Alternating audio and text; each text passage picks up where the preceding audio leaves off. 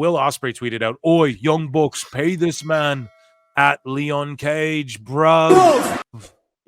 And it's like, okay, so they did this move. The Bucks did this move in the match tonight, except for one of them did a swanton on the guy's back, and then when he flipped up, the other one caught him and power bombed him. So I quote tweeted it and said LOL after one move. Here we go. Here is Rusev calling out the sickos. Big bad Miro. This man, one day he's going to... Actually, he's calling out Dave Meltzer. And that, we'll get a Dave Meltzer dumb moment of the week, even though he's not involved. Burning hell. Like, it's 100%. Like, and it's okay. Like, hey, go Meltzer, go ahead, collect everybody's money, collect their $10, $20, whatever the hell you are. Collect all their money. But let me tell you, once you die, most likely you're going to go to hell. Because of all your lies, damn, that you've managed to say every single day about pretty much everybody. This man, damn, dude, said Dave, you're going to hell in a cell. No, dude, Miro just said you're going to hell, bro. Meltzer, crazy. That's good stuff. El English Vato, he goes, this is becoming slightly worrying. Our little buddy AR Gold Duck has the absolute worst obsession with Punk, a match that has absolutely nothing to do with Punk. He makes it about Punk. Punk derangement syndrome is real, guys. He goes, Hangman versus Jeff Jarrett in a first ever lumberjack strap match. Hangman is going to show Punk how you have a real strap match, and it won't be one where you touch the four corners. Except for, I think it will be where you touch the fuck. You idiot. Jesus. Dummy. Yeah. So whatever, that guy's a duck and a fraud anyways. He doesn't really, he's just, it's fraud. Is Ibu glazing Tony? The answer is yes, before I even read this. Ibu goes on to say, like I said a week ago on the Wrestle Purist channel, Tony Khan elected to not extend Rey Fenix's contract with injury time, despite reserving the right to legally do so.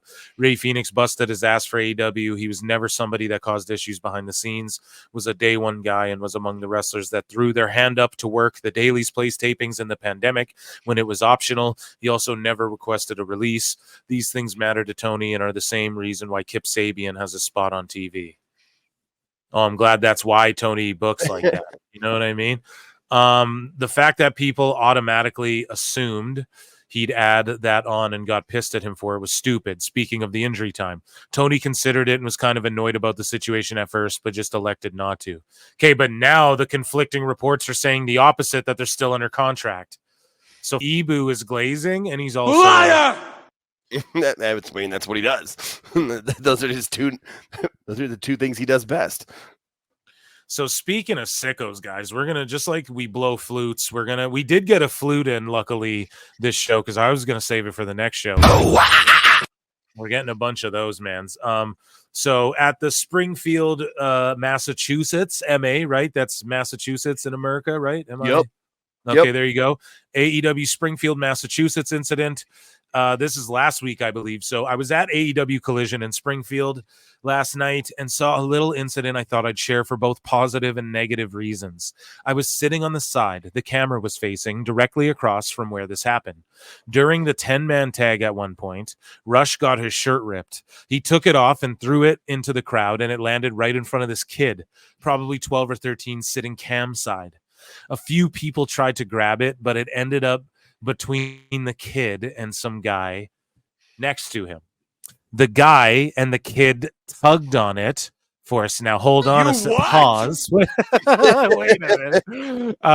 But they tugged on it for a second. Then the guy just ripped it away from the kid, almost knocking him over. The kid was upset, and the guy acted like nothing happened, despite the people around them seemingly giving him.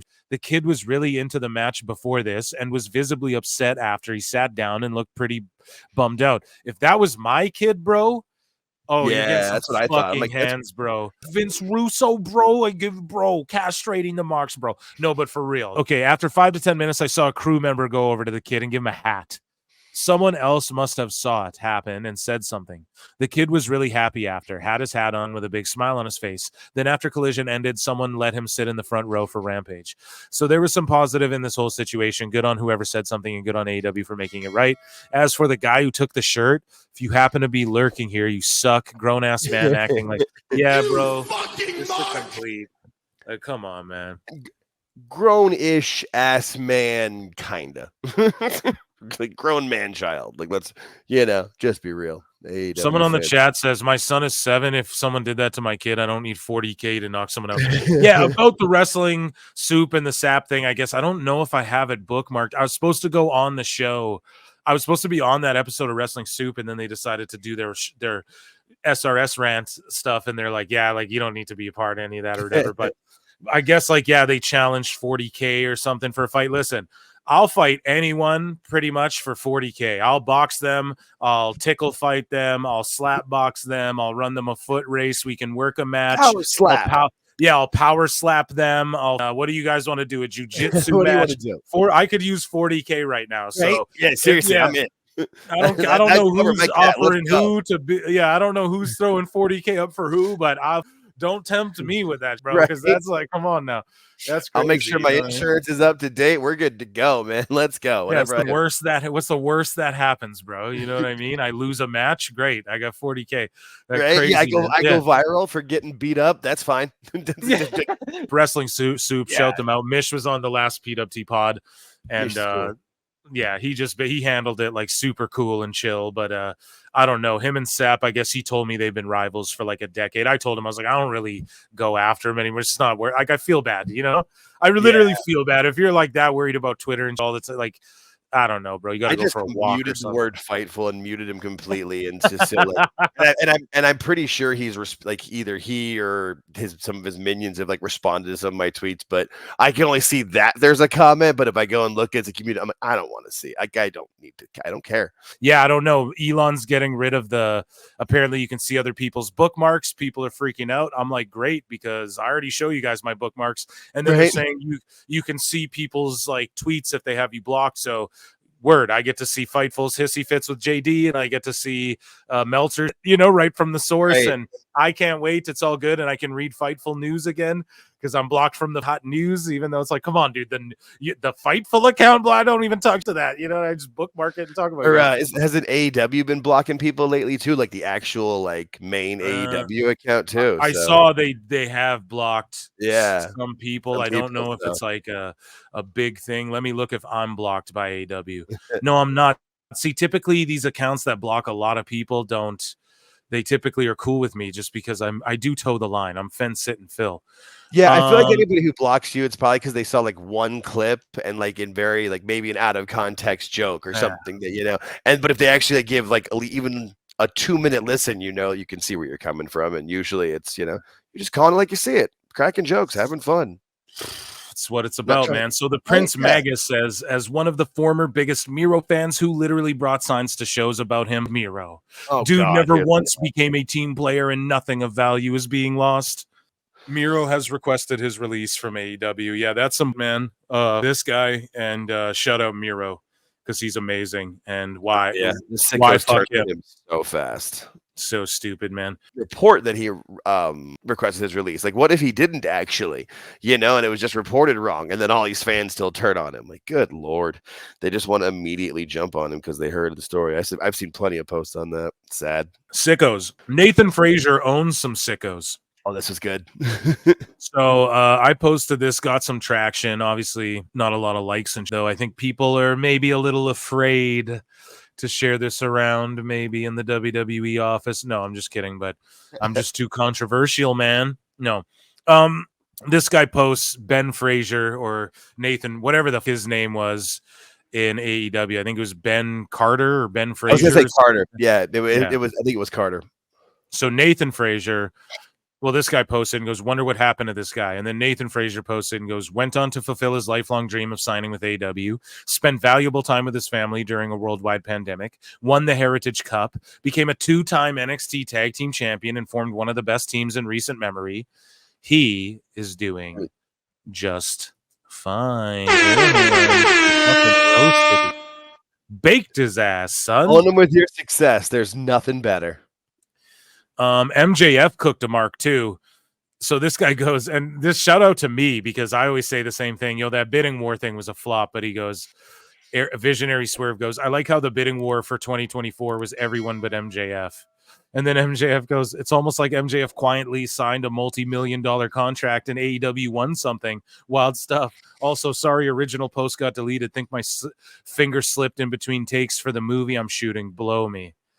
So just roasted that mark. This guy right here responds to Cardona's epic video that we played. When did we play it? Earlier in this show. And this guy, AEW Fans Latino America, goes, return to WWE for what? Have dignity, brother. Don't be another burden that returns to a company where at the time he never gave you the value you deserve. You look like Matt Hardy who posts WWE videos all day to see if they call him. And this guy's still mad, this AEW Fans Latino whatever, because Matt Hardy roasted this guy publicly too and was like, bro, you make AEW and our fan base look bad. And this guy, no shame, still at it, man. And Jesus. just talking to Cardona, what a scumbag. Shame. Flutes in that guy's replies. So here's AEW disciplinary committee, and God bless him for doing this. God bless him for doing this. I don't know how you can do this, man. Someone could go through my show and chronicle, I'm sure, and come up with some stats because I cover everything. I think I cover the widest variety of wrestling, but damn, this dude did the numbers here. So if he reviews this and it's legit, he gives it to somebody who would refute him and they go, yeah, dude, this is actually legit numbers. This is should be Dis might have broke an actual story here, but none of them will print it, obviously. Of course not. Except for maybe PWI, because they look really good from it. But, right. They go, I went back and used various rumor roundup articles from 23 to 24, checking for accuracy after 6 months. These are the results. We'll provide more details after my findings later today. So he's in Dexter's lab, dude, going in. I don't know. You see it there. I mean, it makes it, when you look at it, though, that tracks. Yeah, Fightful's right about half the time, so just 50-50, like we say. It's just a flip of the coin. Yep. You look at F4W, they're NA and he said too, he goes, I'm not going to read all. Oh, yeah. So he goes, PW Insider was bolstered by the fact they cover TNA far more than others, so they have a good accuracy with that.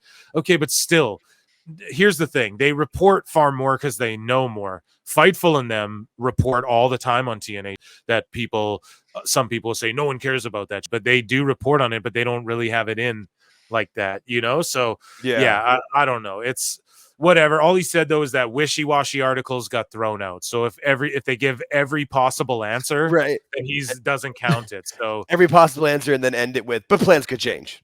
Exactly. And so that's why, Figure 4 is trash, and then you have PW Insider that's pretty accurate.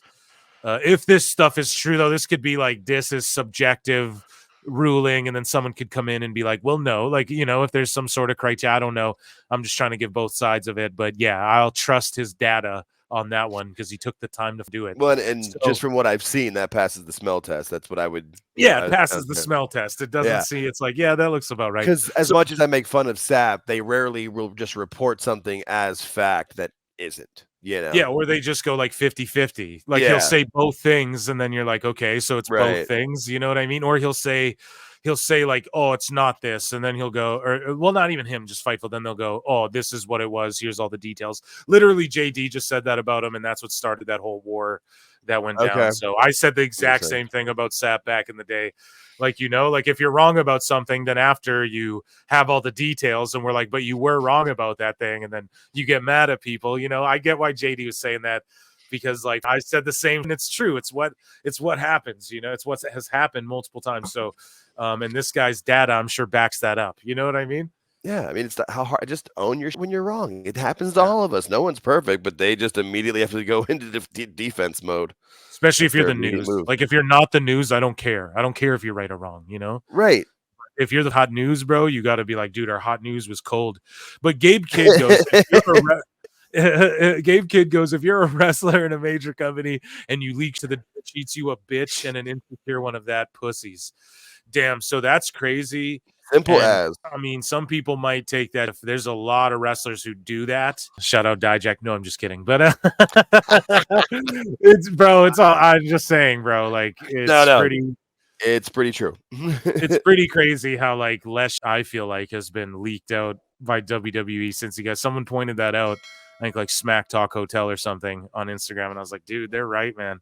But anyways, though, Buddy Matthews is on. I put this in the sicko section. He's talking about Dom. Finally addresses Dom. Would you go 1-on-1 with Dom? Dom wouldn't. It'd be 1 on half. The only way Dom would beat me is if I was a chicken tender and he was hungry.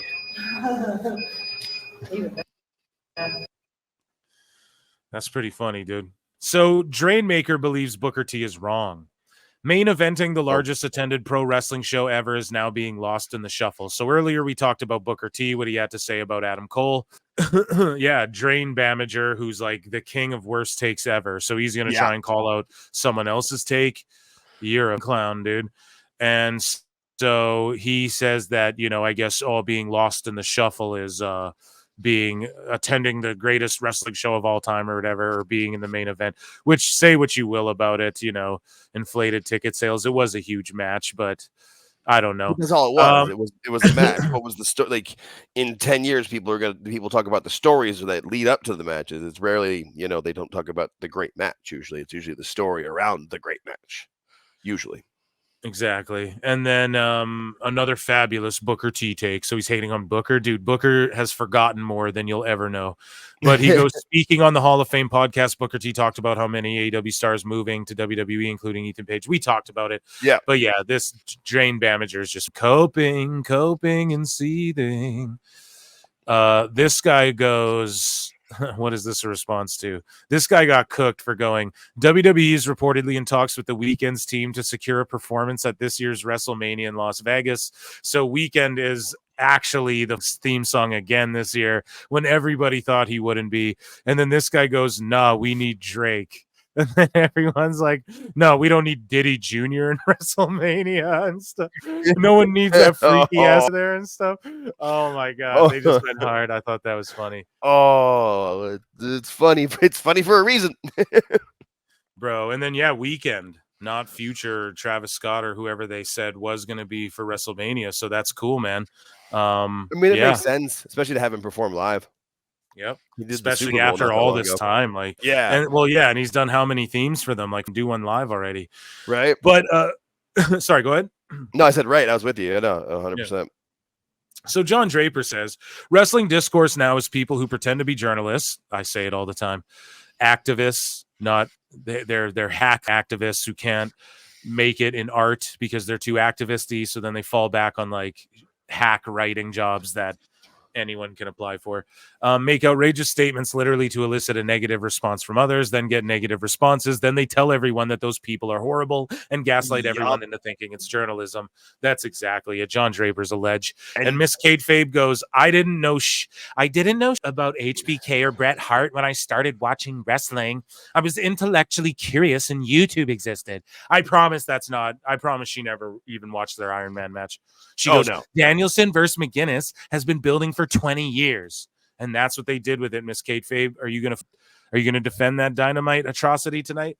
And no, it's not been building. One guy's been retired for a bunch of years, dude. And Nigel has been trying to tell y'all on commentary since he got the job. Yeah, because he knows that the Mark doctors are gonna clear him in the sub company, dude. You can just Google it if you aren't up to speed. Just Google it. And like Google what? Like if you aren't up to speed on this, you mean you just watch the timeline on AEW's YouTube they dropped and you're talking down to people? That's why people hate you, man. Yeah, well, with what Draper is saying, she is literally the definition of it. She is one of the worst. She's come after me a couple of different times on different takes that I've had on things. It's just completely gaslighting and just a total bitch. I hate that woman. I don't hate her. It's just she's just so terrible. Like she's totally pretentious and talks down to people, and you can see why she's a big fan of her. Why she works for Sean. And so this guy, Skytel Wrestling goes, what a bizarre episode of Pollock and Thurston. Both Brandons spent the whole time dumping on the rumored deal. Brandon Ross spent his time trying to diminish the value of AEW. Oh, it's so bizarre speaking objectively and true. And when our Right? start telling the truth, it's so bizarre. Oh, my short circuiting. Brandon Ross, AEW isn't sports and has no value. True. WWE is very popular. AEW isn't needed anymore. True, but I would say it is needed because I like if, okay, a legend can disappear off WWE. Now, they're breaking their tibias, and so I don't like that. They're hurting their legacies. But if they can just go there, stay quiet, collect a check, go back to WWE, I'm okay with that. 170 million a year is way too high. Agreed.